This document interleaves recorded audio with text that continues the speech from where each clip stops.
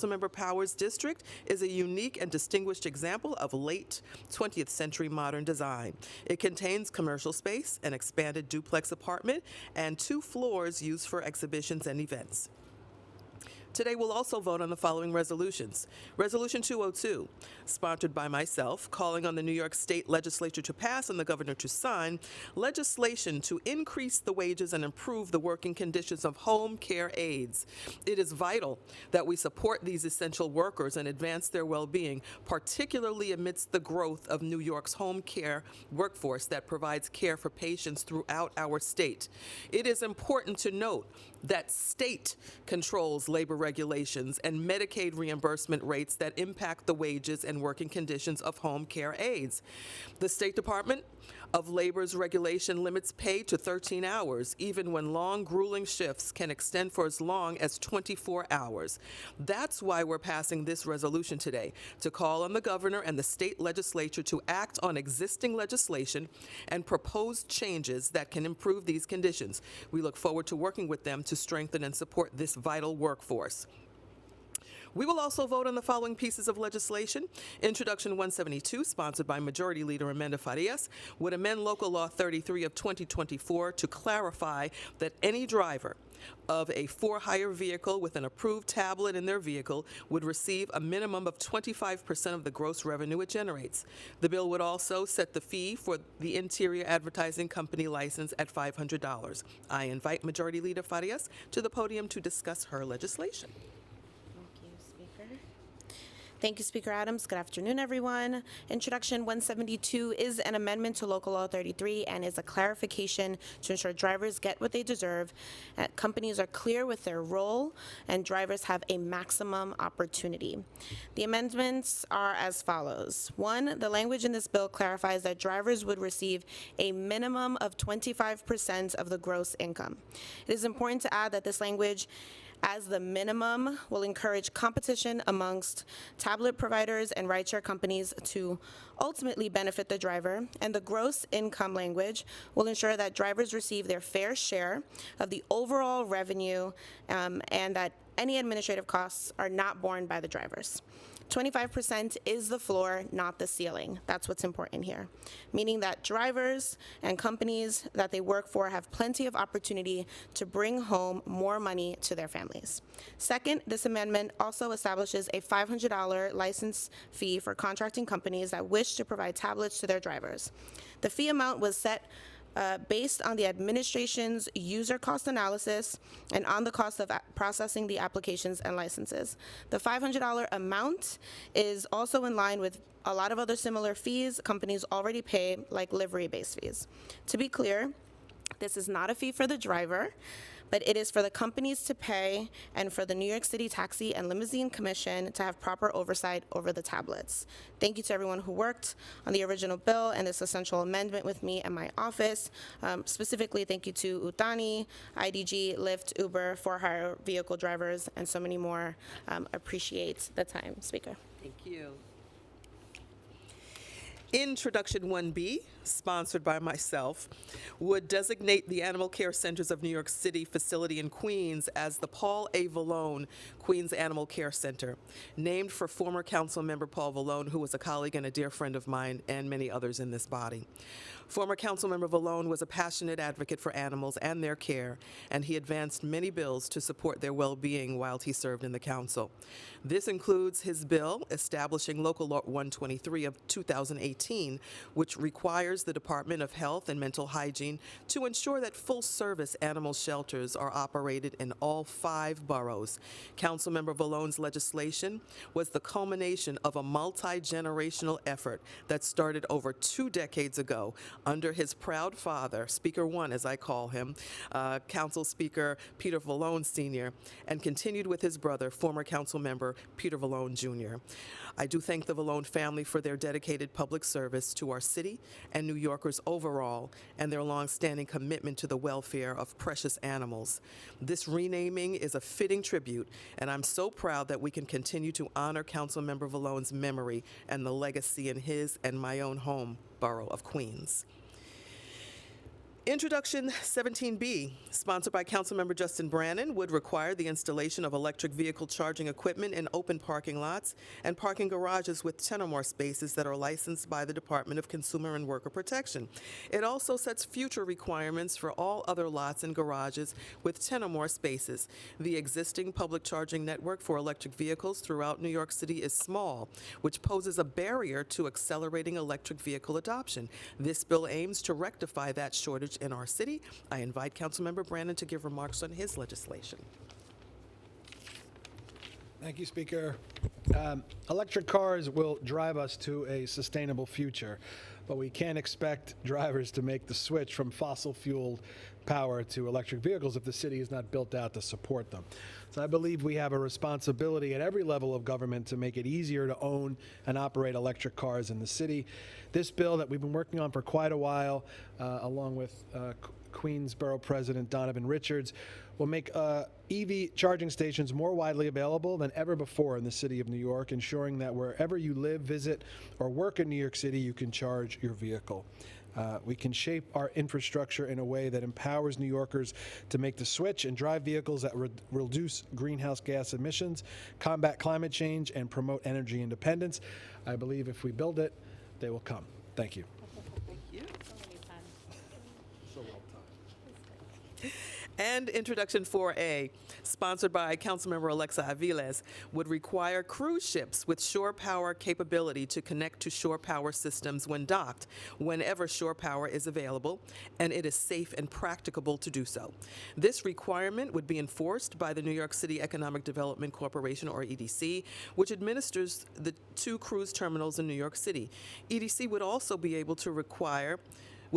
required to create and regularly update community traffic mitigation plans in the neighborhoods around each terminal in consultation with the Department of Transportation, the Police Department, and members of the public who reside in the neighborhoods surrounding cruise terminals. I invite Councilmember Aviles to speak about her important legislation. Oh, thank you so much, Speaker. So after a tremendous amount of work on behalf of the community of Red Hook, I am just so proud to be here today to vote on a piece of legislation that will mean significant air quality gains for our communities, not only for our communities in Red Hook and the communities in the Pier, New York City, but all of New York City, as we're such a small geographic city for decades to come. So today we are going to vote to pass Intro 4, a bill that will require ships coming to New York City to plug in to clean shore power system where it already exists in Brooklyn and where it will exist in Manhattan. It will also require that contracted entities come up with a traffic mitigation plan that will hopefully prevent the sort of nightmare occurring that has happened and is happening in Red Hook in the summertime, a direct result of EDC and cruise operators having no plan at all. I want to thank the Speaker for her support, thank Councilmember Bottcher for being a steadfast ally and a co-prime sponsor, thank Councilmember Farias in her role as chair of the Economic Development Committee and as the majority leader, and of course to community members who've kept the heat up since the mayor signed this agreement with the cruise terminal without ever consulting the actual community members and thinking about the impacts. From the jump, the effort to pass Intro 4A, the Our Air, Our Water Act, was organized by and for the residents of Red Hook. This is a community-led victory that's been in the making for years. In fact, the existing shore power that is currently in Red Hook is a direct result of longstanding community members' advocacy. Unfortunately, outer boroughs like ours are routinely on the receiving end of policies made about us without us, but Intro 4A is an important intervention and a reversal of this harmful top-down tendency we often see in local government. We are at our best as legislators when the bills we write reflect resident wants and desires and engage them in that process. And while this measure is far from perfect, it addresses key environmental impacts and traffic mitigation concerns that have long gone unaddressed. I welcome any questions, and I just lastly want to say, it's opportune to also be with my colleague who is passing legislation around electrification of cars and building that infrastructure. These are climate justice wins for our communities, for New York City, and it brings us closer to what we know is the existential threat that we are facing, which is climate change. We must deal with it with urgency, with intentionality, and we must set the standard that our city is truly going to lean in and invest in the things that we know will keep our communities healthy and safe. And with that, I thank you all, and I thank the speaker and all the legislative staff that worked on this bill. Deep appreciation and thanks. Thank you. This does conclude our stated agenda, and with that, we will take on-topic questions first. So can you kind of describe the issue in Red Hook? How much pollution do the ships generate? And also, I believe that one of the MSC cruise ships are getting bigger and bigger, which does not connect to the power at that terminal. So can you talk a little bit about, the pollution that's being generated and then the complications when these cruise ships are bigger and bigger and they can't connect? Yeah, absolutely. So what we know from multiple studies is that cruise ship idling is equivalent to 34 tractor trailers idling at the same time. 34,000 tractor trailers, idling at the same time. Another study points to cruise ship idling to be equivalent to 1 million cars idling at the same time. It is clear, and the evidence is clear, that cruise emissions are highly, highly polluting. And that is just what we're seeing in the air. We're not talking about what happens in the water. We're not talking about the ancillary services, right, that cruises require in terms of the supplies, right, the additional trucks, the additional cars. So what we saw in Red Hook with MSC is a ship that hosts 5,000 passengers, a crew of 2,500 people, and our community suddenly had hundreds of additional cars for every passenger that was coming in at a very short period of time. So you can just imagine the congestion that would create. In particular, the Red Hook geography is one way in, one way out. Any kink in the system there, you feel it over the entire neighborhood. So the traffic issue is really profound and requires actual management and planning to make sure that you understand how you can resolve issues, how you can mitigate and reduce the amount of cars that are coming into a neighborhood at a certain time. The second part of your question? The newest MSC cruise That's right. comes into Red Hook. The shore power. Not connected. Yeah, so the problem that we have had is that the actual apparatus to connect into shore power, the mobile jib, wasn't long enough and couldn't actually connect into the ship. And so it's been several years where it hasn't been fully functional because it hasn't been able to connect. So the EDC has been working on it. Of course, we feel like this should have been done several years ago and fixed. And now there is critical urgency around fixing the jib so that, in fact, it will plug in and the ships will be able to turn off their diesel engines while they are at berth. And that's what we would like to see all over New York City. And in fact, countries around the world, cities in the United States are very urgently moving to shore power, recognizing the deep impacts of the cruise industry. And lastly, I'll say, the industry is trying to think of other technology to capture their pollution. I think we want to be very clear that we will be monitoring false solutions. Scrubbers are often noted as a solution, and in fact what that does is capture the carbon in the air and dump it into the water. And that is not an appropriate solution for us either. So we will be closely monitoring the industry and what we are doing as a city and making sure we set a high standard to protect our health and well-being. Sorry, that was very long. No, I'm excited about this bill. You can talk about it all day. This one's for the councilwoman, Antoine 55. Just to follow up what Marla was saying. Yeah. Have you heard from this particular, IBU, the EDC, the MSD, Maryland, Yeah. is the big ship. Have you heard from them that they are willing to abide by what's about to be the rules? So I haven't heard directly from them. I expect they're going to abide by New York City law. And this entire industry has been demanded by people globally to do better. We recognize it is unrefuted, the amount of pollution that is coming out of this kind of industry. And so our city, like cities across the world, are going to say, you have to do better. If you would like to be part of this market in New York City, then you're going to need to do better by us. Yeah, thank you. Can I just ask one more question about the local businesses? One of the complaints, Councilwoman, was that people bypass the local businesses, they don't benefit economically. Is there anything in the works that would help the local businesses get people to stay there? Yeah, that's correct.